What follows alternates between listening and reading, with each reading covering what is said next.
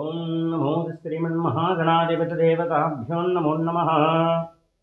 ఓం నమో శ్రీ గణానాం త్వా గణపతిం హవామహే కవిం కవీనాం ఉపమస్రవస్తమం జ్యేష్ఠరాజం బ్రహ్మణాం బ్రహ్మణస్పద ఆనశృణ్వన్నోదిభిస్సేదసాదనం.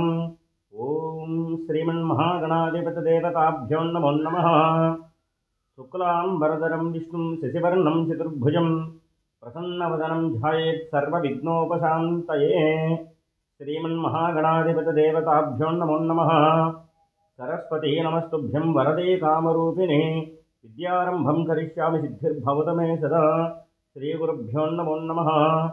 గురుబ్రహ్మా గురుర్విష్ణుః గురుర్దేవో మహేశ్వరः గురుః సాక్షాత్ పరబ్రహ్మ తస్మై శ్రీ గురవే నమో నమః. వ్యాసాయ విష్ణురూపాయ వ్యాసరూపాయ విష్ణవే నమో వై బ్రహ్మనిదయే వాసిష్ఠాయ నమో నమః. పూజంతం రామ రామేతి మధురం మధురాక్షరం ఫలం ఆరుహ్య కవితాశాఖాం వందే వాల్మీకి కోకిలం. మనోజవం మారుతతుల్యవేగం జితేంద్రియం బుద్ధిమతాం వరిష్టం వాతాత్మజం వానరయూధముఖ్యం శ్రీరామదూతం శిరసా నమామి. శ్రీగురుభ్యో నమో నమః. శ్రీమాత్రే నమః. శ్రీ గురు దత్తాత్రేయాయ నమో నమః. జగన్మాత యొక్క అనుగ్రహము చేత ఈ యొక్క అమ్మ న్యూస్ ఎక్స్ప్రెస్ తరపున ఈ కార్యక్రమాన్ని తిలకించేటటువంటి సమస్త మానవాళికి కూడా ఆ జగన్మాత అయినటువంటి లలితా త్రిపుర సుందరీదేవి యొక్క పరిపూర్ణ కరుణాకటాక్షాలు అందాలని చెప్పి ఆ లలితా త్రిపుర సుందరీదేవి యొక్క పాదపద్మములు బట్టి నమస్కరిస్తూ ఈ కార్యక్రమాన్ని ప్రారంభిస్తున్నాం. మాసాయం మార్గశీర్షోహం అనేటటువంటి భగవద్గీత వాక్యాన్ని అనుసరించి మాసములలోకెల్లా అత్యంత శక్తివంతమైనటువంటిది, చాలా శ్రేష్టమైనటువంటిది, మహాపుణ్యప్రదాయకమైనటువంటిది మాసము ఈ మార్గశీర్ష మాసము. ఈ మార్గశీర్ష మాసంలోనే అనేకమైనటువంటి పుణ్యతిథులు రావడం అనేటటువంటిది సంభవిస్తుందన్నమాట. అందుకనే ఈ మాసంలోనే మహానుభావుడైనటువంటి కృష్ణ పరమాత్మ భగవద్గీతని సమస్త మానవాళికి బోధించడం, ఈ మాసంలోనే జగద్గురువులైనటువంటి దత్తాత్రేయ స్వామి కూడా మార్గశిర పౌర్ణమి రోజున జన్మించడం అనేటువంటి జరుగుతోంది.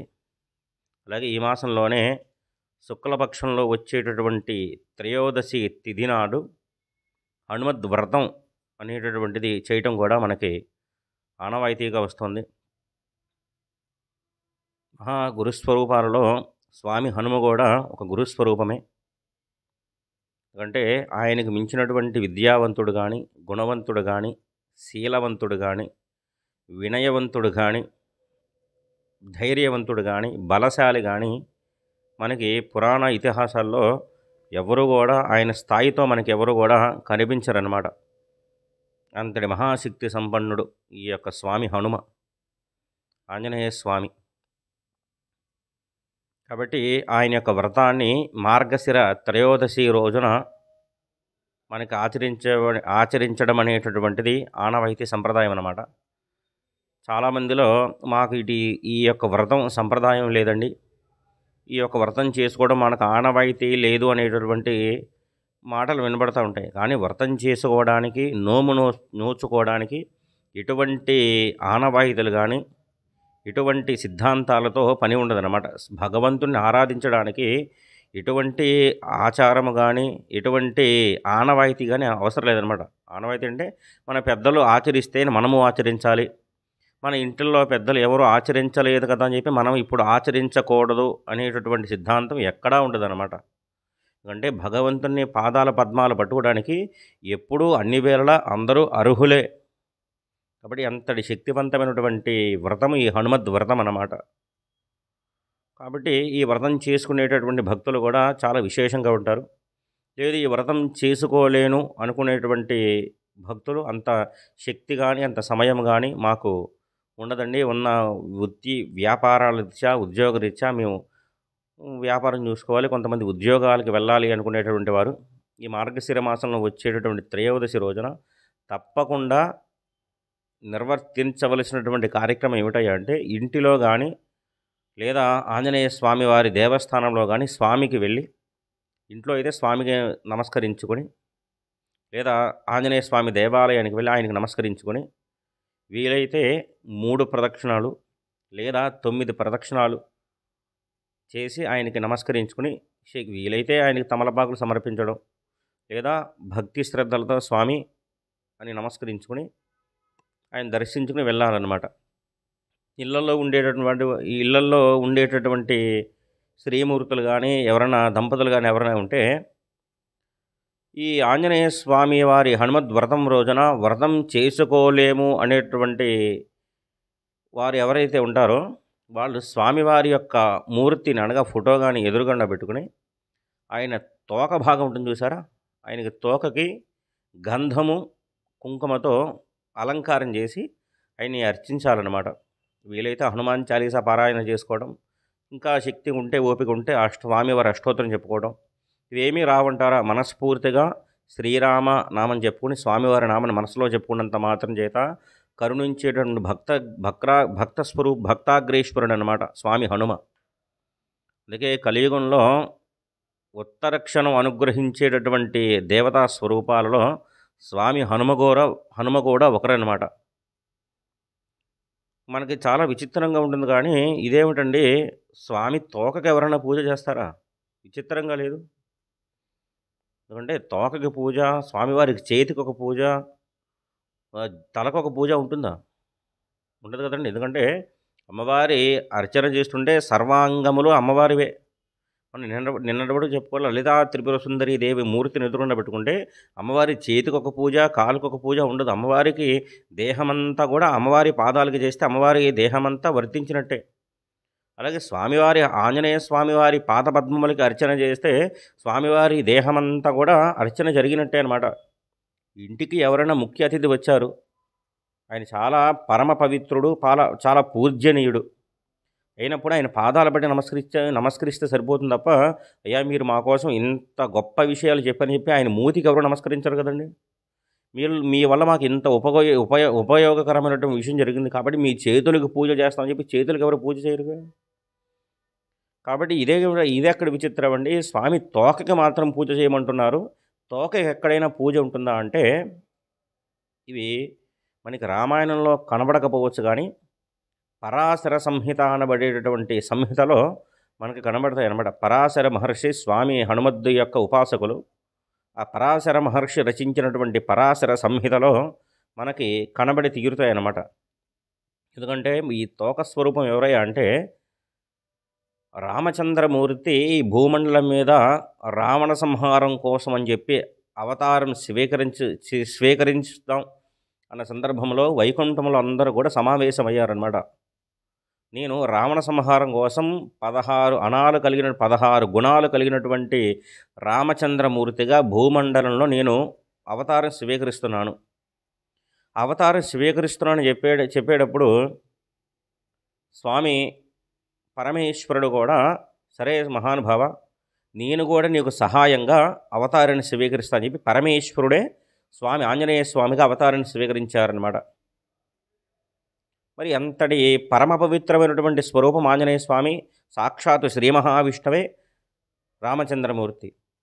అవతారాన్ని స్వీకరించడానికి వెళ్తున్నప్పుడు కొంతమంది దేవతలందరూ కూడా స్వామి మరి మీరు లేకుండా వైకుంఠంలో మేము నిలవలేము, మీరు ఎక్కడుంటే మేము అక్కడే అని చెప్పి కొంతమంది సమస్త దేవతామూర్తులందరూ కూడా వారికి అంశాల చేత భూమండలంలో ఉద్భవించారనమాట. అందుకే శేషుడు సాక్షాత్తుగా లక్ష్మణస్వామి, అలాగే ఈ యొక్క భరత శత్రుఘ్నులు యొక్క శంకుచక్రాల స్వరూపం అనుకోవచ్చు. బ్రహ్మగారి అంశతో జాంబవంతుడు ఉద్భవించారు. అలాగే ఎవరి యొక్క అవతారాన్ని బట్టి వాళ్ళు అవతారం స్వీకరించారనమాట. మరి అందరికీ అవతారాలు స్వీకరించారు. ఎప్పుడు కూడా నా భర్త కైలాసంలో లేకపోతే నేను ఆయన దర్శించకుండా ఉండలేను. నేను ఎప్పుడు ఆయన పాదసేవ చేయాలని చెప్పి అమ్మవారి కోరిక అనమాట పార్వతీదేవికి. ఆయన వదిలిపెట్టి ఒక్క క్షణం ఉండదన్నమాట. అందుకే కదండి మనకి వినాయక చవితి వ్రత కథలో కూడా మనకి వస్తుంది, అయ్యవారు ఎక్కడో భక్తుల్ని అనుగ్రహించడం కోసం అని చెప్పి ఆ యొక్క భక్తుడి యొక్క ఉదర గజాసురుడు అనబడేటటువంటి భక్తుడి యొక్క ఉదరంలో నివాసం అయితే ఆయన చూడలేక విడిచి ఉండలేక అమ్మవారి విష్ణుమూర్తి అంతటి వాడిని శరణగొడుతుంది. సరే విష్ణుమూర్తి అంతటి వారు కూడా ఈ యొక్క ప్రమదగణాలందరూ కూడా వచ్చి ఆ గజాసురుడి యొక్క రాజ్యంలో నాట్యం చేయడం, ఆయన అనుగ్రహించడం, ఏం వరం కావాలి అనుకుంటే నా ఉదరాన్ని చీల్చుకుని పరమేశ్వరుడు బయటికి రావాలని వరం కోరుకోవడం అని చెప్పి. ఎందుకంటే పార్వతీదేవి ఎప్పుడు కూడా పరమేశ్వరుని యొక్క దూరంగా ఊహించుకోలేదనమాట. అలాగే ఆయన కూడా అంటే ఎందుకంటే బాహ్యంలోనూ అంతే, ఆంతరమునందు అంతే. సతీదేవిగా ఆవిడ దేహత్యాగం చేసినప్పుడు ఆవిడని వదిలి ఒక్క క్షణం ఉండలేక ఈయన విలవిల్లాడిపోయారనమాట. ఆవిడ వదిలిపెట్టిన ఛాయాదేహం అని చెప్పినా సరే ఎప్పుడూ పార్వతి కనీసం ఆవిడ తలంపు లేకుండా ఆవిడ మాట వినకుండా నేను ఉండలేను. మాది అవినాభావ సంబంధం. అందుకే అర్ధనారీశ్వర స్వరూపం శివపార్వతులకి ఉంటుందన్నమాట. దేహమంతా ఒకటే. ఇప్పుడు కుడి ప్రథమ ఎడమ భాగం ప్రధానం అంటే దేహమంతా ఒకటే అన్నమాట. ఆవిడ అర్ధనారీశ్వర స్వరూపం మేము ఉంటామయ్యా అని చెప్పారు అనమాట. అంతటి పార్వతీదేవి అంతటిది మరి మీ అవతార స్వీకారం చేసినప్పుడు మిమ్మల్ని వదిలిపెట్టి ఉండలేనయ్యా అంటే అప్పుడు పార్వతీ పరమేశ్వరుల సమాగమ స్వరూపమైనటువంటి స్వామి హనుమనే ఇద్దరు దేహం యొక్క వేరైనా సరే మనస్సు ఒకటే కదండి. వాళ్ళ మనస్సులోంచి ఉద్భవించినటువంటి ఆలోచనకి ప్రతిరూపమే ఈ లాంగులం అన్నమాట, అనగా తోక. దేహమంతా స్వామి హనుమ అయితే ఆ తోక భాగం ఒక్కటి పార్వతీదేవి అన్నమాట. అందుకే మనకి పరాశర సంహితలో లాంగూల స్తోత్రం అని చెప్పి తోకకి ప్రత్యేకించి స్తోత్రం ఉంటుందన్నమాట. లాంగూల స్తోత్రం అని చెప్పి ఆ తోకకి పూజ ఉంటుందన్నమాట. అందుకే శివపార్వతుల్ని విడదీసి చూడడం అనేటటువంటిది ఎవ్వరికీ సాధ్యపడదనమాట. అందుకే మనకి ఏ పూజా క్రతువు చేసినా ఎక్కడ ఏ విశేషమైనటువంటి అర్చన చేసినా కూడా భార్యాభర్తల మధ్యలోంచి ఎవరు వెళ్ళొద్దమ్మా అంటారు. వాళ్ళిద్దరి మధ్యనే వెళ్తే ఏదో ఉపద్రవం వచ్చి పడుతుంది కాదనమాట. ఇప్పుడు కనీసంలో మన బాహ్యములందు కాదు, బాహ్యమునందు కూడా ఏ ఒక్క వ్యక్తి కూడా మన ఇద్దరి మధ్య కూడా నడవడానికి వీలు లేదు. ఈ అవకాశం ఇచ్చామనుకోండి, రేపు ఇదే అవకాశం ఇంకా పెరిగి పెరిగి పెరిగి మీకు మీ మీద వేరే మాటలు, ఆ మీద వేరే మాటలు చెప్పే అవకాశం ఉంటుందన్నమాట. కాబట్టి బాహ్యంలో కాదు, ఆంతరమునందు కూడా ఎవ్వరి కూడా మన ఇద్దరి మధ్య నుంచి నడిచేటటువంటి అవకాశం కానీ, మన ఇద్దరి మధ్య వేరొక వ్యక్తి కానీ రావడానికి వీలు లేదని చెప్పి ఆది పురుషులు చక్కగా ఆది దంపతులు పెట్టినటువంటి సిద్ధాంతం అన్నమాట. అలాగే పూజ చేసే క్రతువులో కానీ ఏ దంపతుల మధ్య ఏ సందర్భంలోనే సరే భార్యాభర్తల మధ్యలోకి వెళ్ళేటటువంటి అధికారం ఉండదన్నమాట. ఏదైనా విధివశాత్తు వాళ్ళిద్దరు గొడవ పడినా సరే వాళ్ళిద్దరే దాన్ని మార్గం చూసుకోవాలి తప్ప వేరొక వ్యక్తి వెళ్ళి ఆ గొడవని పరిష్కరింపజేసేటువంటి మార్గాలు చేయాలి తప్ప ఇంకా గొడవని పెంచేటువంటి పద్ధతి ఎక్కడా చేయకూడదనమాట. అందుకే దంపతుల మధ్యన ఎవ్వరు కూడా వెళ్ళవద్దు అని చెప్తారనమాట. అందుకే శివలింగాన్ని కనుక మనం చూసినట్టయితే పైన లింగస్వరూపం మాత్రమే పరమేశ్వరుడు. మనం అభిషేకం చేస్తారు చూసారా, ఇలా నిటారుగా ఉంటుంది. ఆ లింగం మాత్రమే పరమేశ్వరుడు అనమాట. ఆ చుట్టూ ఉండే పానమట్టమంతా కూడా అమ్మవారు అనమాట. అందుకే శివలింగానికి అర్చన చేసినట్టయితే పార్వతీ పరమేశ్వరులకి ఇద్దరికీ కూడా ఏకపక్షంలో అభిషేకం చేసినట్టే. ఇక్కడ ఒక అభిషేకము, మరి పార్వతీదేవికి దేవస్థానానికి వెళ్ళి అక్కడ ఒక అభిషేకం చేయక్కర్లా. శివలింగం అంటేనే పార్వతీ పరమేశ్వరుల యొక్క సమాగమ స్వరూపము. అంతటి శక్తివంతమైనటువంటి పార్వతీదేవి పరమేశ్వరుని వదిలి ఉండలేక ఆయన తోకలో అంశగా మారిందనమాట, తోక రూపంలో మారారనమాట. అందుకే హనుమద్దు వ్రతం రోజున రేపు చేయవలసినటువంటి క్రియ ఏమిటయ్యా అంటే వీలైనంతలో తక్కువలో తక్కువ మీకు తోక పూర్తిగా కనబడేటువంటి స్వామివారి మూర్తిని తీసుకుని ఆ తోకకి గంధము కుంకుమ అలంకారం చేస్తారనమాట. ఈ యొక్క పరాశర సంహిత ప్రకారం అందులో ఉన్నటువంటి విశేషం ఏంటంటే ఆ తోకకి 21 బొట్లు పెట్టమని చెప్పి ఈ యొక్క పరాశర సంహితలో మనకి చెప్పారనమాట. దీక్షా విధానంగా చేసేటటువంటి వాళ్ళైతే కనుక 21 ఎలా 42 రోజులు చేస్తారనమాట కదా. కొంతమంది దీక్ష చేస్తూ ఉంటారు. ఆ దీక్షలు ఏముంటాయంటే స్వామివారి తోక ప్రారంభ స్థానం నుంచి కూడా 21 బొట్లు స్వామికి ఆ తోకకి పెడతారనమాట. 21 రోజులు పూర్తి అయిపోయిన తర్వాత చక్కగా చిత్రపటాన్ని మొత్తం శుభ్రం చేసి మరలా కుచ్చు భాగం నుంచి మరలా 21 బొట్లు పూర్తి చేస్తారనమాట. ఇలా గనక ఎవరైతే ఆచరిస్తారో, స్వామి గనక మనస్ఫూర్తిగా ఆరాధిస్తారో వాళ్ళకి నెరవేరినటువంటి కోరికంటూ ఏది ఉండదు అని చెప్పి పరాశర సంహిత తీర్పిచ్చిందనమాట. అంతటి శక్తివంతమైనటువంటి వ్రతము హనుమద్ వ్రతం అన్నమాట. రేపటి రోజున మార్గశిర త్రయోదశి రోజున ఆచరింపదగినటువంటి విశేషమైనటువంటి వ్రతం అన్నమాట. మహాశక్తివంతమైన వ్రతము. పైగా మీరు ఎక్కడైనా గమనించారో చూడండి, పార్వతీదేవి అంతటిది ఈ తోక స్వరూపంలో మారితే పక్కన నందీశ్వరుడు ఉన్నాడాయన. స్వామి ఎంత త్యాగం చేశానే, ఎప్పుడు మీ శివాలయం ఉంటే అక్కడే ఎదురుబడి ఉంటాను నేను. మీరు ఎప్పుడూ నన్ను అధిరోహించింది లేదు. ఎప్పుడూ నన్ను పార్కింగ్ ప్లేస్‌లోనే పెట్టారు తప్ప నన్ను ఎక్కడ కూడా బయటికి తీసుకెళ్ళినటువంటి దాఖలాలు ఎక్కడా కనిపించట్లేదు. కానీ ఇంత ఏమి శాలరీ కూడా లేకుండా మిమ్మల్ని చూస్తూ మీరే నాకు తల్లిదండ్రులని చెప్పి నేను భావిస్తా ఉన్నాననమాట. నా మీద ఎప్పుడు అధిరోహిస్తారు స్వామి మీరు? మరి ఆంజనేయ స్వామికి అవతారం ధరించి భూమండలానికి వెళ్ళిపోతే కైలాసం ఖాళీ అయిపోతే నేనెక్కడ కూర్చోను మరి? నాకు జాబ్ సాటిస్ఫాక్షన్ ఏమి ఉండద్దు. నేను ఎక్కడ కూర్చుంటే ఏమిటి మరి? అయి తల్లిదండ్రులు లేకుండా కైలాసం లేకపోతే నేనెక్కడ ఉండను మరి అంటే, తప్పకుండా నాయనా నువ్వు సందర్భానుసారంగా నాకు వాహనంగా మారుదువులే. నీ కోరిక కూడా ఆంజనేయ స్వామి అవతారం ధరించినప్పుడు నేను నెరవేరుస్తాను అని చెప్పారనమాట. ఎందుకంటే వాల్మీకి మహర్షి రచించినటువంటి రామాయణంలో కేవలంగా రామకథ, రావణ సంహారం వరకే ప్రధానం కనుక ఈ విశేషాలన్నీ కూడా అందులో మన మహర్షి ప్రస్తావన చేయలేదు. కానీ మీకు ఏ ఆంజనేయ స్వామి దేవస్థానానికి వెళ్ళి అక్కడ ఒంటె వాహనంగా ఉంటుందన్నమాట.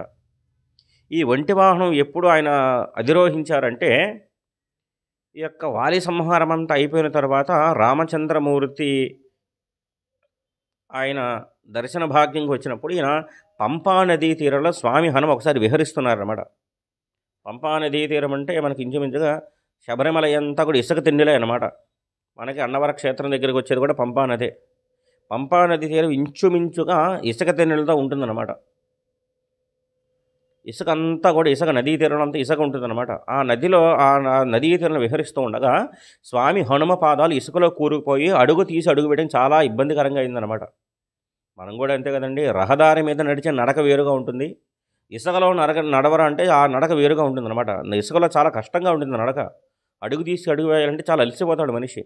ఈ స్వామి హనుమ అలసిపోతూ ఉంటే అప్పుడు నందీశ్వరుడు వచ్చి, స్వామి ఇంత అవస్థ పడుతున్నారు, కనీసం ఈమె ఇప్పుడైనా సరే నా యొక్క కోరిక నెరవేర్చమని అంటే నందీశ్వరుడే అప్పుడు ఒంటె రూపంలో మారారనమాట. అందుకే ఒంటె రూపంలో మారినప్పుడు ఆ పంపా నదీ తీరంలో స్వామి ఆ ఒంటె మీద కూర్చుని విహరించారనమాట. అప్పటి నుంచి ఈ యొక్క ఒంటె వాహనం అనేటటువంటిది స్వామి ఆంజనేయ స్వామికి వాహనంగా మారిందనమాట. ఆ ఒక్క సందర్భంలో మాత్రం ఆంజనేయ స్వామి ఒంటె మీద విహరించారనమాట. ఎందుకంటే ఎడారిలో ఒంటె చాలా విశేషంగా విహరించగలుగుతాడు కదండి. అంత శక్తివంతమైనటువంటిది ఈ వాహనం, ఈ ఒంటె వాహనం అనమాట.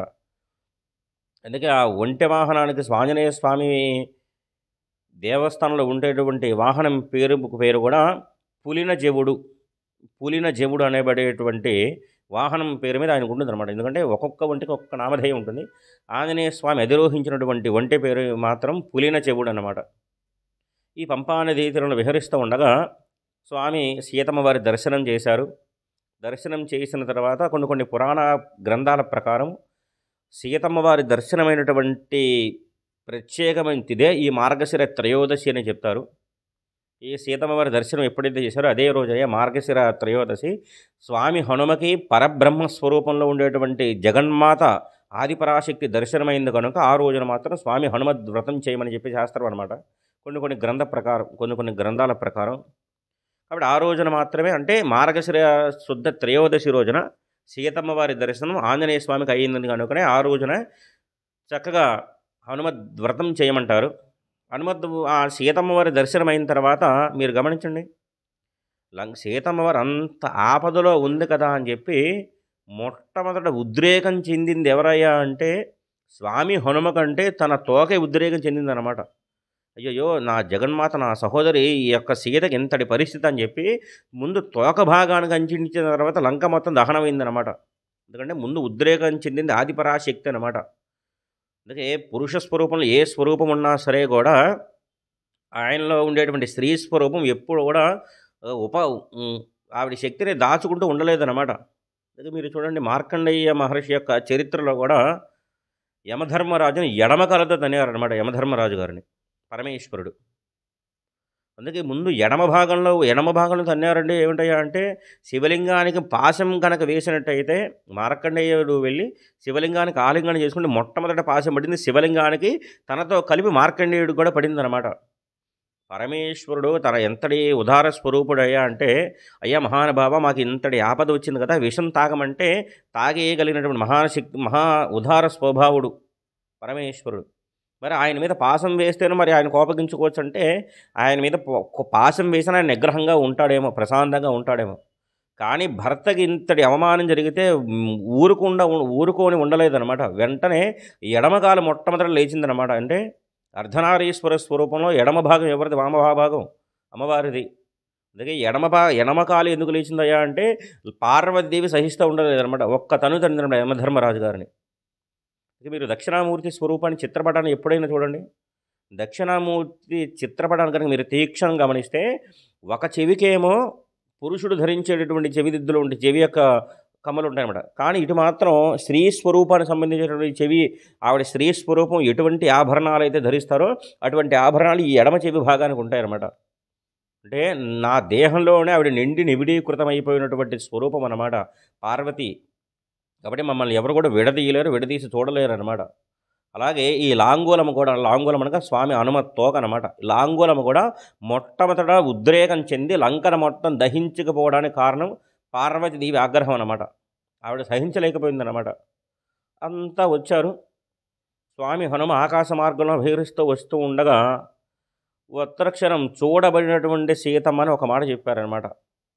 ఆవిడ చెప్పేసరికి ఈ వానరులందరూ కూడా అక్కడికి వచ్చారు. స్వామి ఆంజనేయ స్వామి చుట్టూ అబ్బో ఇంత గొప్ప ఘన విజయం సాధించావు కదని చెప్పి చుట్టుపక్కల ఉండే తీగలన్నీ తెంపుకొచ్చేసారనమాట. ఆ చుట్టుపక్కల ఉన్న తీగలలో మొట్టమొదటి విశేషంగా ఉంది తమలపాకుల తీగలు ఎక్కువ ఉన్నాయి. అవన్నీ లాక్కొచ్చి స్వామి మెడలో వేశారు. అబ్బో అహో అని చెప్పి ఎంత గొప్పగా చేశారు, మధువన భంజనం చేసేశారు అదంతా కూడా. కాబట్టి స్వామి హనుమకు మొట్టమొదట అర్చింపబడినటువంటి పత్రములు కూడా ఈ తమలపాకులు. మొన్నటి రోజున మనం చెప్పుకున్నాం తమలపాకుల విశిష్టత ఏమిటి, అమ్మవారి యొక్క నారికేలము యొక్క ఆ యొక్క తమలపాకులు పూగి వలస కర్పూరి నాగవల్లి యొక్క విశేషం ఏమిటో చెప్పామన్నమాట. తర్వాత రేపటి రోజున స్వామికి వీలైతే తమలపాకుతో అర్చన చేయించుకోవడం కానీ లేదా సింధూరాన్ని స్వామికి సమర్పించడం కానీ చేస్తారనమాట. సింధూరార్చన అంటే స్వామికి చాలా చాలా చాలా ప్రీతి అనమాట. ఎందుకంటే సహజ సిద్ధంగానే వానర స్వరూపాన్ని ఆయన ధరించాడు. వానరుడు అంటే వానరులాగా ఆయనలాగా ప్రవర్తించాలన్నమాట. ఒక కోతి ఉందనుకోండి, అది కోతిలాగా ప్రవర్తించాలి. కోతి నేను మానవుడిలాగా ప్రవర్తిస్తుంటే దీనికన్నా జబ్బు చేసింది ఏమంటే ఇలా ప్రశాంతంగా కూర్చుండి జపం చేసుకుంటుంది అనుకోరు. మానవుడు అంటే మానవుడిలాగా ప్రవర్తించాలి, ఒక వానరలాగా ప్రవర్తించకూడదండి. అలాగే వానర స్వభావం కొన్ని సందర్భాల్లో స్వామి హనుమకి కొన్నిసార్లు పైకి లెగుస్తుంది అనమాట.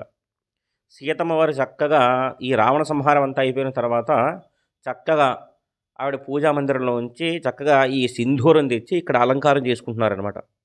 అబ్బో ఎంత వినయ స్వభావుడో, చాలా నిదానంగా చిన్న చేతులతో కొట్టుకుని అమ్మవారి దగ్గర చక్కగా మోకాల మీద కూర్చున్నారనమాట. ఇలా కూర్చునేసరికి ఏమిట్రా నాన్న అలా చూస్తున్నావు అనేసరికి, అమ్మా నువ్వు ఎందుకమ్మా ఇక్కడ బొట్టు పెట్టుకుంటున్నావు సింధూరంతో అడిగారనమాట. అదే నాన్న, ఇక్కడ గనక బొట్టు పెట్టుకుంటే భర్తకి ఆయుష్రా, నీ రామచంద్రమూర్తి లేరు, నీ రామచంద్రమూర్తికి ఆయుష్, ఆరోగ్యము, ఐశ్వర్యము నేను ఇక్కడ బొట్టు పెట్టుకోవడం వల్ల సంప్రాప్తిస్తాయన సింధూరం అలంకారం చేసుకుంటే. ఇప్పుడు అందుకంటే శాస్త్రంలో కూడా స్త్రీ ముందు ఇక్కడ బొట్టు పెట్టుకోవడం కంటే ఇక్కడ ముందు అలంకారం చేసుకున్నటువంటి సింధూరము భర్తకి చాలా చాలా చాలా శ్రేయస్కరం అన్నమాట. ఇంటిలో ఉండేటువంటి అనారోగ్య సమస్యలన్నీ కూడా తొలగిపోయి ఆ లక్ష్మీ అనుగ్రహాన్ని ఉత్తర క్షణం మన ఇంట్లోకి ప్రవేశింపజేయడానికి మార్గాలు ఇక్కడి నుంచే ఉంటాయన్నమాట. అందుకని కొన్ని వర్గాల వారు చూడండి, వాళ్ళు ఇక్కడి నుంచి ఈ పాపడు నలాడస్థానం దాకా కుంకుమ పెట్టేసుకుంటారనమాట. ఇక్కడి నుంచి ఇక్కడ దాకా పెట్టుకుంటే అదేంటి లక్ష్మీ స్థానం అనమాట. అందుకే సీమంతము కూడా ఇక్కడి నుంచే ప్రారంభం ఉంది. సీమ అంతము, భర్త వచ్చి అడవి పంది యొక్క ములితో ఇకలాగా పాపిడి తీస్తే దాన్ని సీమంతోన్నయనము అంటారు. కాబట్టి ఇది విన్నారనమాట. ఇక్కడ సింధూరం పెట్టుకుంటే రామచంద్రమూర్తికి శ్రేయస్సు కదా అన్నారన్నమాట. ఓహో, రామచంద్రమూర్తికి శ్రేయస్సు అని చెప్పి ఇప్పుడే ఉండమ్మా అని చెప్పి ఆయన ఒక గంట తర్వాత వచ్చారన్నమాట. గంట అరగ పావుగంట తర్వాత వచ్చారు. వికృత రూపంలో ఉందన్నమాట. ఏమిట్రా ఇది, నువ్వు నీ కోతి బుద్ధులు నువ్వు ఇదేమిటి, ఈ అవతారం ఏమిట్రా అంటే, అమ్మా నువ్వు ఇక్కడ బొట్టు పెట్టుకున్నావు కదా, ఇక్కడ బొట్టు పెట్టుకుంటే ఈ కొంచెం భాగం బొట్టు పెట్టుకుంటేనే స్వామికి శ్రేయస్సు ఐశ్వర్యం చెప్పావు.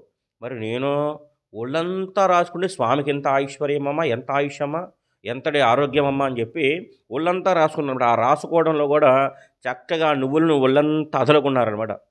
అదలేసుకున్నారు. పైగా అసలే వానరం, దాని మీద రోమాలు, ఆ రోమాల మీద నూనె రాసుకుంటే ఏమైనా వదులుతుందండి, దాని మీద సింధూరం అదలేసుకున్నారన్నమాట ఆయన. అలా అదలుకునేసరికి అబ్బో! ఇది ఎక్కడి స్వరూపం రా నాయనంటే, లేదమ్మా ఇది నా రామభక్తికి నిదర్శనమమ్మా. నా జన్మాంతరంలో ఒంటి మీద నుంచి సింధూరం ఎక్కడా పోదమ్మా. ఎంత స్నానం చేసినా, ఎన్ని ఇందులో మురుగు వేసినా, నా ఒంటి మీద ఎన్ని షాంపూలు పెట్టినా సరే ఈ సింధూరం పోదమ్మా. ఎందుకంటే నా రామచంద్రమూర్తి పచ్చగా నిండు చక్కగా శ్రేయస్సుతో ఉండాలంటే నాకు ఈ దేహమంతా సింధూరం ఉండాలి చెప్పారనమాట. అందుకే స్వామికి సింధూర దేహమంతా ఎవరైతే వదులుతారో అంతటి ఆనందం అన్నమాట స్వామికి. అది ఆయన గురించి చేసుకున్నారు కాబట్టి స్వామి ఆ రామచంద్రమూర్తికి అంతటి శ్రేయస్సుని సీతమ్మ చెప్తే ఆవిడ మాటలు ఈయన వేరే రకంగా అర్థం చేసుకుని ఈయన ఇంకొక ఉపాయం చేశారనమాట. కానీ దేహమంతా సింధూరం మొదలుకున్నటువంటి స్వామి ఆంజనేయ స్వామి దర్శనం కూడా మనకి ఆరోగ్యప్రదమే. అంతటి విశేషమైనటువంటి సౌభాగ్యాన్ని కలిగించే మహాను స్వరూపుడు అన్నమాట. పైగా దుష్ట శిక్షణలో చేయడంలో మహాశక్తివంతుడు, మహాజ్ఞానవిజ్ఞ ప్రదాత అన్నమాట. ఈ హనుమద్వ్రతం గతంలో ఎవరు చేశారయ్యా అంటే సూత మహర్షిని కొంతమంది అడిగారన్నమాట. స్వామి ఈ హనుమద్వ్రతం చేయడానికి గల కారణాలు ఏమిటి? అసలు మొట్టమొదటిసారిగా ఈ వ్రతాన్ని ఆచరించినటువంటి మహానుభావులు ఎవరయ్యా అంటే సూత మహాముని చెప్పారన్నమాట. సౌనకాది మహర్షులందరూ కూడా నైమిషారణ్య ప్రాంతంలో. ఆయన పూర్వం ఒకానొక సందర్భంలో పాండవులందరూ కూడా వనవాసానికి వచ్చినటువంటి సందర్భంలో వ్యాస మహర్షి ఈ యొక్క పాండవుల దర్శనార్థం ఏం చేశారనమాట. వ్యాస మహర్షి పాండవుల యొక్క ఎలాగయో బాగోగులు తెలుసుకోవడానికి ఏమన్నా ఎలా ఉన్నారని తెలుసుకోవడానికి వచ్చారనమాట. సరే ధర్మరాజు గారు వెళ్ళి వ్యాస మహర్షికి అతిథి సత్కారాలను చేసి ఒక ఉచిత సింహాసనం వేసి కూర్చోబెట్టారు. ఆయన యొక్క పాదాలు సేవిస్తూ ధర్మరాజు అంతటి వాడు అడిగారనమాట, మహానుభావ మాకు ఇంకా ఎంతకాలం ఈ కష్టాలు, ఈ కష్టాల నుంచి గట్టెక్కే మార్గం ఏదైనా ఉందా? అసలు మాకు ఎందుకు ఈ కష్టాలు వచ్చి నా యొక్క బుద్ధి ఆ రోజున ఎందుకు సక్రమంగా నా బుద్ధి పని చేయలేదు స్వామి? నేనే కదా జోదమాది ఇంతమందిని నలుగురు తమ్ముళ్ళని నా భార్య ద్రౌపదిని కూడా ఇంత బాధ పెట్టాను. నా బుద్ధి ఎందుకు వక్రించింది మహానుభావాన్ని బాధపడుతున్నారనమాట. బాధపడుతూ ఉండేసరికి వ్యాస మహర్షి చెప్పారనమాట, లేదు నాయన నీ యొక్క పరిస్థితికి గల కారణం ఏమిటో తెలుసా?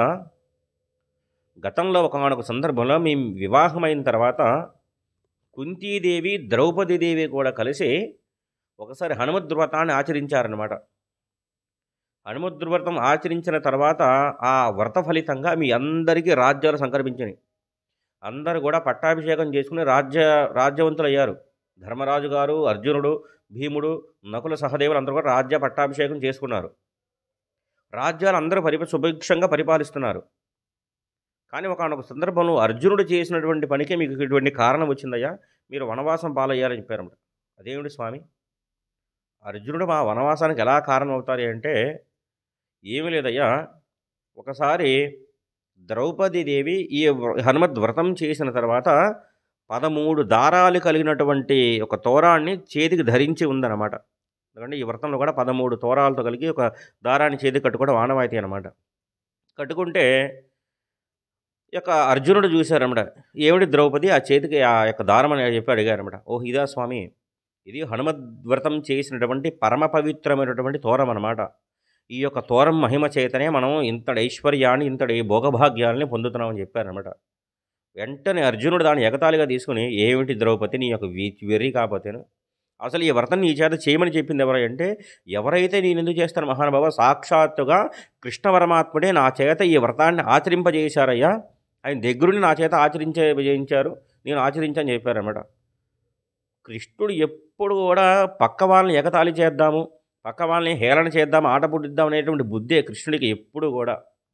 ఆ విషయం నీ బుద్ధికి ఎందుకు అందలేదు ద్రౌపది? ఎందుకంటే గమనించావా, కృష్ణుడు ఎప్పుడు కూడా కృష్ణలీలను గమనించలేదా? ఎప్పుడు చూడు వాళ్ళకి వీళ్ళకి గొడవ పెట్టడం, వాళ్ళ ఇంట్లో వెన్న తిని గిన్నెలన్నీ కూడా ఎదురింటి వాళ్ళ పడేయటం, అత్తకి కోడలకి లంకెలు పెడతాం, ఇలా చేస్తూ ఉంటాడు కృష్ణుడు. అంతటి కృష్ణుడు నీ చేత హనుమద్వ్రతాన్ని ఎందుకు చేయించారంటే నేను ఎగతాళి చేయడం కోసం. ఏమిటి విచిత్రం ద్రౌపది, నేను రథం మీద వెళ్ళిపోతూ ఉండగా నా జెండా మీద ఉండేటువంటి ఒక వానరం హనుమ ఆంజనేయ స్వామి అర్చన నువ్వు చేసావా? ఆయన మనకి రాజ్యాన్ని కృప చేశాడా? ఇది ఎక్కడి విచిత్రం? ఆ చేతికున్న తోరాన్ని విసిరవతల పడేసని చెప్పాడు. అయ్యో మహాపరాధం అండి. కృష్ణ పరమాత్మ ఏ యొక్క కారణం లేకుండా మనకి ఇంతటి వ్రతాన్ని మన చేత చేయించడు. అంటే నీకు ఎంతగా చెప్తున్నా సరే నువ్వు ఆ యొక్క తోరాన్ని తించుతావని చెప్పి బలవంతంగా ఆ తోరాన్ని తెంచి ఆంజనేయ స్వామి యొక్క అనుగ్రహం లేదు ఏమీ లేదని చెప్పి విసిరవదలబడేశారనమాట. విసిరవదలబడేసరికి ఆ తోరానికి 13 యొక్క తోరాలు దారాలు ఉన్నాయి కనుక 13 సంవత్సరముల పాటు మీరు అరణ్యవాసాలు పాలై అతి కష్టాలు అనుభవిస్తారని చెప్పి అప్పటి నుంచి స్వామి హనుమకి వచ్చినటువంటి ఆగ్రహం చేత వచ్చినటువంటి ఇబ్బందులు అనమాట ఇవన్నీ కూడా. 13 ఏళ్ల పాటు వీళ్ళందరూ కూడా అత్యంత కష్టాలు పడుతున్నారనమాట. ఈ వృత్తాంతం అంతటిని కూడా వ్యాస మహర్షి చెప్పాడనమాట. అయ్యయ్యో మహానుభావ ఇదా కారణం, ఎంత తప్పు చేశాడు నా యొక్క అర్జునుడు అని చెప్పి మరలా ఈ మార్గశిర త్రయోదశి రోజున మీ మళ్ళీ ఈ యొక్క స్వామి హనుమ యొక్క వ్రతాన్ని చేసి మేము మరలా రాజ్యాన్ని పొందుదాం స్వామి అని చెప్పి వ్యాస మహర్షి చెప్పారన్నమాట. మీ కష్టాలన్నీ పొంద మరలా స్వామి ఆ హనుమ యొక్క అనుగ్రహమే కారణం. ఆయన వ్రతాన్ని మీరు ఆచరించండి, ఆచరించిన కారణం చేత మీరందరూ కూడా మరలా తిరిగి రాజ్యాన్ని పొందుదరుగాక అని చెప్పి వ్యాస మహర్షే ఈ యొక్క ధర్మరాజు గారికి మరలా చెప్పారనమాట. మరలా నలుగురు అన్నదమ్ములు కూడా చక్కగా వ్రతాన్ని ఆచరించారు. ఆ వ్రత మహోత్సవం చేత వీళ్ళందరూ కూడా మరలా రాజ్యాన్ని అధిరోహించారనమాట. తర్వాత కొంతకాలం తర్వాత రెండవ కథలోకి వచ్చేసరికి స్వామి రామచంద్రమూర్తి అంతటి వాడు సీతాపహరణం జరిగిన తర్వాత సీతమ్మ వారిని వెతుక్కుంటూ ఇలా విహరిస్తున్నారు అరణ్యంలో పడి విహరిస్తూ ఉండగా మొట్టమొదటిసారిగా స్వామి హనుమ రామచంద్రమూర్తి ఎదురు పడ్డారనమాట. ఎదురుకుండా వచ్చేసరికి స్వామి హనుమ మానవ రూపంలో ఉన్నారనమాట. ఏమిటి నీ మహానుభావ, నీ యొక్క కష్టాలకు కారణం ఉంటే నా భార్య సీతను ఎవరు అపహరించారని చెప్పారు. సరే, నీ కష్టాలన్నీ పోవాలంటే ఒకసారి హనుమద్వ్రతాన్ని ఆచరించు. హనుమద్వ్రతాన్ని కనుక ఆచరించినట్టయితే నీ యొక్క సమస్త కష్టాలను కూడా తొలగిపోయి స్వామి హనుమానుగ్రహం చేత నీ భార్య అయినటువంటి సీత మహాసాధ్వి నీ యొక్క పక్కకు వచ్చి చేరుతుందని చెప్పారనమాట. ఇదేవిడ స్వామి విచిత్రమైనటువంటి కథ. ఆంజనేయ స్వామి రామచంద్రమూర్తి బంటు. ఆయన వ్రతాన్ని ఈయన చేస్తాడు. రామచంద్రమూర్తి ఎక్కడైనా చేస్తాడు. ఇది ఎక్కడ విచిత్రం కదా, ఇది ఎక్కడ విచిత్రం కదా అంటే మనం గతంలో చెప్పుకున్నాం కదండి. శివాయ విష్ణురూపాయ శివరూపాయ విష్ణవే శివస్య హృదయం విష్ణు విష్ణుస్య హృదయం శివ చెప్పుకున్నాం కదా. ప్రతి నిత్యము కూడా పరమేశ్వరుడు జపించేటటువంటి నామమే రామనామం. అలాగే విష్ణుమూర్తి కూడా ప్రతి నిత్యం కూడా మనసులో స్మరణ చేసేటటువంటి నామమే ఓం నమః శివాయ. ఈయన నమః శివాయ, ఆయన నమో నారాయణాయ నమః అని చెప్తారనమాట. అని లక్ష్మణస్వామి ఇక్కడ ఆగ్రహించాడనమాట. నా అన్నయ్య నీ యొక్క వ్రతం చేయాలని చెప్పి ఆగ్రహించేసరికి అశరీరవాణి పలికిందనమాట ఆకాశం నుంచి. లక్ష్మణ ఆగు, స్వామి హనుమ చెప్పింది యథార్థమైనటువంటి పలుకులే. హనుమ అనుగ్రహం చేత మీకు సమస్తమైనటువంటి భోగభాగ్యాలు కలిగి సీతామాత మీ యొక్క పక్కకు వచ్చి చేరుతుంది అని చెప్పి అశరీరవాణి పలికిందనమాట ఆకాశం నుంచి. ఉత్తరక్షణం అన్నదమ్ములిద్దరూ కూడా కూర్చొని స్వామి హనుమ వ్రతాన్ని ఆచరించారు. ఆచరించినటువంటి విశేషం చేత సీతామహాసాధ్వి ఆయన రామచంద్రమూర్తి యొక్క పక్కన వచ్చి నిలబడడం జరిగిందనమాట. ఇదంతా కారణం స్వామి హనుమద్వ్రతం అన్నమాట. కాబట్టి ఈ యొక్క వృత్తాంతం చెప్తారనమాట. మూడవ కథలో వచ్చేసరికి చంద్రవంశానికి చెందినటువంటి ఒక మహారాజు గారు ఉండేవాడు అనమాట. ఆయన పేరు సోమదత్తుడు. సోమదత్తుడు అనబడేటటువంటి ఒక మహారాజు గారు విశేషమైనటువంటి మదగర్వం చేత, ఐశ్వర్యగర్వం చేత ఎవరి మీద పడితే వాళ్ళు యుద్ధాలు ప్రకటించడం, ఎవరి మీద పడితే వాళ్ళు హీనంగా చూడడం, పెద్ద చిన్న విచక్షణ రహితంగా ప్రవర్తించారనమాట. ప్రవర్తించేసరికి ఒకానొక సందర్భంలో రాజ్య భ్రష్టుడు అయిపోయాడు అనమాట. అనుకోని సందర్భంలో శత్రు రాజులంతా కూడా ఇతని రాజ్యం మీద దండెత్తి రాజ్య భ్రష్టుడు హీనాతిహీనంగా అయిపోయాడు అనమాట. అంతా పోయినాక ఆలోచన జ్ఞానోదయం కలిగింది అనమాట. అయ్యో, ఒంట్లో అహంకారం ఒంటిలో శక్తి ఉన్నంతకాలం నాకు కన్ను మిన్ను కానరాకుండా పోయింది. ఇప్పుడు జ్ఞానోదయం కలిగింది. నా రాజ్యం అంతా పోయిన తర్వాత నేను ఏమి చేయను, ఏమి చేస్తే నాకు ఈ యొక్క మరలా తిరిగి పూర్వవైభవం పడుతుందని చెప్పేసరికి అప్పుడు చెప్పారన్నమాట ఒక మహర్షి వచ్చి, నాయన నువ్వు మార్గశిర మాసంలో వచ్చేటటువంటి త్రయోదశి తిథి రోజున హనుమద్వ్రతాన్ని ఆచరించు. అది ఉత్తరక్షణం ఫలితాన్ని అనుగ్రహించగలదన్నమాట. నీకు ఉత్తరక్షణం ఫలితాన్ని అనుగ్రహించే మహాశక్తివంతమైనటువంటి వ్రతం ఏదైనా ఉంటే ఈ మార్గశిర మాసంలో వచ్చేటటువంటి హనుమద్వ్రతం అన్నమాట. త్రయోదశి తిథి నాడున, ఆ త్రయోదశి తిథి నాడున నువ్వు ఎవరైతే ఈ యొక్క వ్రతాన్ని ఆచరిస్తారో ఆ యొక్క హనుమద్ యొక్క అనుగ్రహం చేత సమస్త ఐశ్వర్య భోగభాగ్యాలు కలిగి సుఖశాంతులతో వర్ధిల్లుతారు నాయన అని చెప్పారనమాట. అంతటి మహాశక్తివంతమైనటువంటి వ్రతం హనుమద్వ్రతం అన్నమాట. పిలిస్తే వలికే ప్రత్యక్ష పరమాత్మ స్వామి హనుమ ఎంతటి కరుణా సముద్రో తెలుసా అండి. మన యొక్క సంప్రదాయంలో ఎన్నో చాలీసాలు ఉంటాయి. లలితా చాలీసా ఉండొచ్చు, ఎన్నో చాలీసాలు ఉంటాయి. కానీ హనుమాన్ చాలీసాకు ఉన్నటువంటి విశేషం ఏమిటయ్యా అంటే అదేదో ఒక లేఖకుడు, ఒక కవి చక్కగా జాగ్రత్తగా ఒక గ్రంథాలయంలో కూర్చొని లేదా ఇంట్లో కూర్చొని ఏకాంతంగా రాసినటువంటి చాలీసా కాదది. అది ఎంత శక్తివంతమైనటువంటి చాలీసా అంటే తులసీదాసు గారు ఒకానొక సందర్భంలో గంగా నది తీరంలో స్వామి వారికి శివలింగానికి అభిషేకం చేద్దామని పరుగు పరుగున వెళ్తున్నారనమాట. వెళుతూ ఉండగా ఒక గుడ్డివాడున్నాడతను. గుడ్డివాడిన తెల్లవారుజాము సమయం కదా! తెల్లవారుజాము సమయంలో ఈయన వెళ్ళిపోతున్నారనమాట. వెళ్ళిపోతూ ఉండగా తులసీదాస్ గారు ఆ గుడ్డివాడి చెయ్యి తొక్కేశారనమాట. ఆయన పడుకున్నాడు పాపం. పడుకునేసరికి ఉలికిపడి అమ్మా అని ఈ గుడ్డివాడు చెయ్యి తీశారనమాట. తులసీదాస్ గారన్నారు, "అయ్యయ్యో! నాయనా ఎంత తప్పు జరిగిపోయింది నాయనా. నేనంటే చూడలేకపోయాను. నువ్వైనా చూడొచ్చుగా నాయనా" అన్నాడనమాట. ఈయన ప్రతినిత్యము రామ, రామ, రామ, రామ, రామ అని చెప్పినటువంటి రామనామం శక్తి యొక్క ఆ యొక్క మంత్రశక్తి ద్వారా నేను చూడలేకపోయాను. నువ్వైనా చూడొచ్చుగా అంటే గుడ్డివాడు నేనెలా చూస్తాను స్వామి అనలేదనమాట అతను. నువ్వైనా చూడొచ్చు గానీ ఈయన నోటి వెంబడ వచ్చినటువంటి మాట యొక్క శక్తి చేత ఆ గుడ్డివాడికి ఉత్తరక్షణం చూపొచ్చిందనమాట. కళ్ళు నలుపుకొని స్వామి నేనెలా చూస్తాను అని చెప్పి కళ్ళు నలుపుకునేసరికి తులసీదాస్ గారు ఎదురుగుండా కనబడ్డారన్నమాట. మహానుభావ మీ ఎంతటి మహాశక్తివంతుడి యొక్క దర్శన భాగ్యం నాకు అగ్ని అని చెప్పి నమస్కరించారన్నమాట. ఈ దృశ్యానంతటిని కూడా ఎదురుకుండా ఒక రాజభటుడు చూశాడనమాట.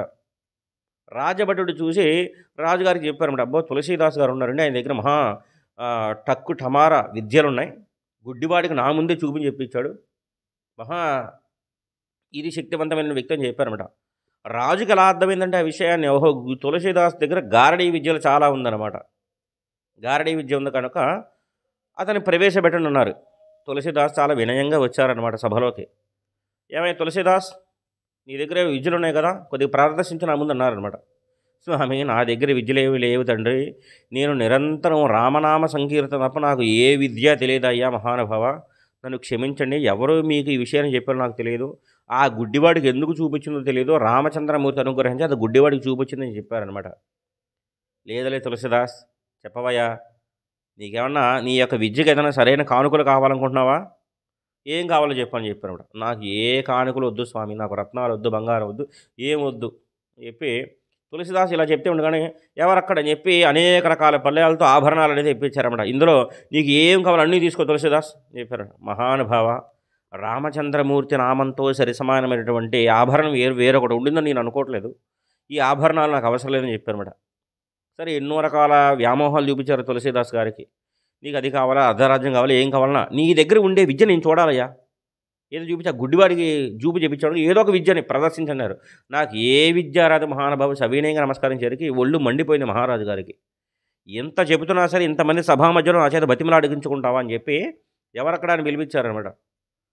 వచ్చారు ఒక భటుడు వచ్చారు, వచ్చి కొరడా చూపించారనమాట. ఆ కొరడా కూడా ఇనప వాటిల్లో బాగా కాల్చి కాల్చి కాల్చి ఉందన్నమాట. ఎర్రటి నిప్పు కణిక అయిపోయిందనమాట. ఆ చివరి భాగాల్లో మేకులు గుచ్చారనమాట. మేకులు గుచ్చి తులసీదాస్ ఆఖరిగా నీకు అవకాశం ఇస్తున్నా, ఉండే విద్యను ప్రదర్శిస్తావా లేదా శిక్ష వేయమంటా ఉన్నారు. రామచంద్రమూర్తి అనుగ్రహ ప్రసాద సిద్ధిరస్తు, రామచంద్రమూర్తి అనుమతి అదే కనుక ఇదే అయితే కనుక నన్ను శిక్షణ చెప్పారు. ఈ యొక్క తులసీదాస్ గారికి ఒక్కసారి కొరడాని జలిపించి ఎర్రగా నిప్పు కణికలా ఉన్నటువంటి కొరడ దెబ్బని ఒంటి మీద ఈడ్చి కొడితే ఆ దెబ్బకి ముందుగా వీళ్ళు వేడితో కనకనక నిప్పు కణికలా ఉన్నటువంటి మేకలు వెళ్ళి శరీరాన్ని గుచ్చుకుపోయేవన్నమాట. గుచ్చుకునే ప్రదేశం అంతా కాలిపోయేదన్నమాట. కాలిపోయిన తర్వాత ఒక్క లాగు లాగేవారనమాట. చర్మమంతా చీల్చుకుపోయి చర్మమంతా వేడికి ఇదైపోయి ఉంటే ఎంత బాధ కలిగిందో మహానుభావుడికి. రెండవ దెబ్బ కొట్టబోతున్నారన్నమాట. మహానుభావ, నేను నమ్మినటువంటి గురుస్థానం గురు బ్రహ్మస్వరూపమే స్వామి హనుమ అయితే కనుక ఉత్తరక్షణం నేను రక్షింపబడిన గాక, నా గురుదేవుని పాదాలే నా మనస్సులో ప్రతి నిత్యము నేను తలుచుకున్న వాడినైతే కనుక అని చెప్పి అక్కడ ఉండి రామనామ స్మరణ చేశారనమాట. శ్రీ గురు చరణాలు నా యొక్క మనసులో ఎప్పుడు నిండి ఉంటాయని చెప్పి ఉత్తరక్షణం రామనామ సంకీర్తన ఆంజనేయ స్వామి ఆధారంగా చేశారనమాట. అని చెప్పేసరికి అప్పుడు చెప్పారన్నమాట హనుమాన్ చాలీసా. అప్పుడు చెప్పేసి ఎక్కడి నుంచి వచ్చినాయి కొన్ని వందల వానరాలు వచ్చేసినాయి, కొన్ని వందల కోతులు వచ్చి ఆ భటుడు యొక్క చేతుని యొక్క కొరికేసినాయి, ఈ యొక్క కొరడాను లాగి పడేసినాయి, మొత్తం చేతులు పడేసినాయి అనమాట. నేను నమ్ముకున్న గురుదేవు యొక్క పాదాలు నాకు ప్రతి నుంచి కూడా మనసులో స్మరణకు వస్తాను ఉంటాయి. గురుదేవుడు నాకు అందగా ఉండగా ఎటువంటి ఆపద నా దరి చేరదని చెప్పుకున్నారన్నమాట. నా గురుదేవులే స్వామి హనుమ, నన్ను రక్షింప తీరుతారని చెప్పి హనుమాన్ చాలీసా అప్పుడు రచించారన్నమాట ఆయన. ఆయన రచించినటువంటి దాన్ని పక్కన లేఖకులు ఎవరో రచించారు, తర్వాత ఖ్యాతి వచ్చిందనమాట. అది కేవలంగా ఒక గదిలో పడుకుని కేవలం ఆలోచిస్తూ రచించినటువంటి సంకీర్తన కాదది. మహాశక్తివంతమైనటువంటి కీర్తన. అందుకే ఎక్కడ ఏ భాషలో చెప్పుకున్నా సరే ప్రపంచమంతా భారతదేశం నలుగు చెరగలా కూడా ఆయన ప్రయాణం చేస్తూనే ఉందన్నమాట. ఆర్తితో గనక స్వామి హనుమ పాదాలు గనక పట్టుకున్నట్టయితే స్వామి హనుమ అనుగ్రహించి తీరతారు అని చెప్పి స్వామి పాద పద్మావాలు పట్టి నమస్కరిస్తూ ఈ యొక్క మార్గశిర త్రయోదశి రోజున భక్తులందరూ కూడా స్వామి హనుమను ఆరాధించి స్వామి యొక్క పరిపూర్ణ కరుణా కటాక్షాలు పొందాలని చెప్పి మనస్ఫూర్తిగా ఆశిస్తున్నాం. అందుకే మనకి ఈ లోలాలాంగుల స్తోత్రం అంటే పార్వతీదేవి అంతటిది కూడా ఈ స్వామి హనుమ తోక రూపంలో ప్రవేశించారు కనుక, అందుకే మనకి కొన్ని కొన్ని సందర్భాల్లో కూడా ఒక చిన్న శ్లోకం కూడా చెప్తాను కదా, రామునితో కపివరండిట్లనియే అంటారు. అందులో కూడా రామునితో కపివండిట్లనియే అనేటువంటి శ్లోకంలో కూడా ఈ యొక్క శ్లోకానికి మనం చూసిన రాముని తోక పివరండిట్లనియే అని చెప్తారనమాట. రాముడితో సాక్షాత్తుగా జగన్మాత అయినటువంటి పార్వతీదేవి సంభాషించినటువంటి అర్థం ఈ శ్లోకంలో ఉంటుంది. మరొక బాహ్యార్థంలోకి వస్తే రామునితో కపివరుడిట్లనియే, రామునితో కపివరీశ్వరుడు కూడా ఇలాగ మాట్లాడారని చెప్పారన్నమాట. పైగా జెండాపై కపిరాజు అంటారు చూసారా, జెండాపై కపిరాజు ఎందుకు అధిరోహించి ఉంటారంటే ఆ స్వామి హనుమ ఉన్నటువంటి చిహ్నం ముద్ర కలిగినటువంటి జెండా ఎక్కడైతే ఉంటుందో అక్కడ ప్రతి చూడగడ విజయమే సంభవిస్తుందన్నమాట. స్వామి హనుమ ఎక్కడైతే జెండా స్వరూపంలో అధిరోహించుంటారో అక్కడ అపరం అనేటువంటి ఉందన్నమాట. ఇంకా విజయం సాధించడం మాత్రమే అక్కడ అర్థం అన్నమాట. అపజయం అనేటటువంటిదే స్వామి హనుమ చరిత్రలో ఉండదు. అలాగే ఆ జెండా ధరించినటువంటి వారికి కూడా విజయమే తప్ప అపజయం అనేటువంటిది ఉండదు. అందుకే జెండాపై కపిరాజు అని చెప్తారనమాట. జెండాపై కపిరాజు అధిరోహించి ఉండగా ఆయన సారథ్యంలో కృష్ణపరమాత్మ రథం తేలుతూ ఉండగా అర్జునుడికి ఇంకా అపజయం అనేటువంటిది ఎలా వస్తుందయ్యా? ఉండనే ఉండదు. అపజయం అనేటువంటిది ఉండకుండా స్వామి హనుమ ఆ కపివరేశ్వరుడు ఆ జెండాపై ఉండగా రక్షించి తీరారనమాట. అందుకే మనకి మహాభారతం అంతా అయిపోయిన తర్వాత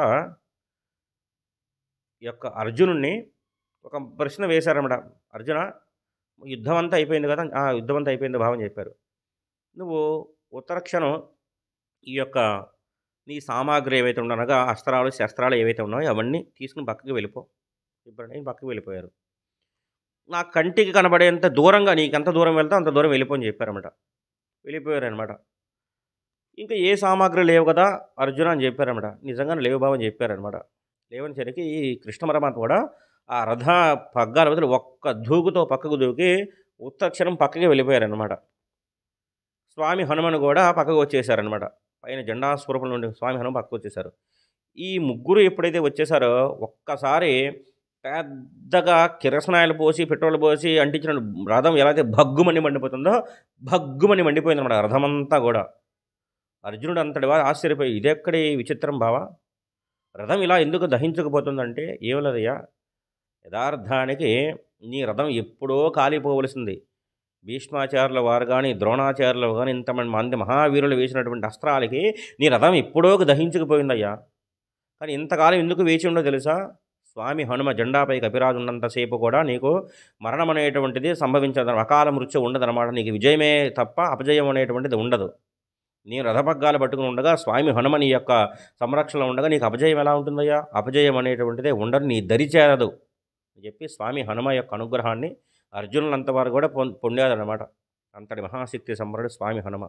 శ్రీ గురుభ్యో నమః. శ్రీరామచంద్రాయ నమో నమః.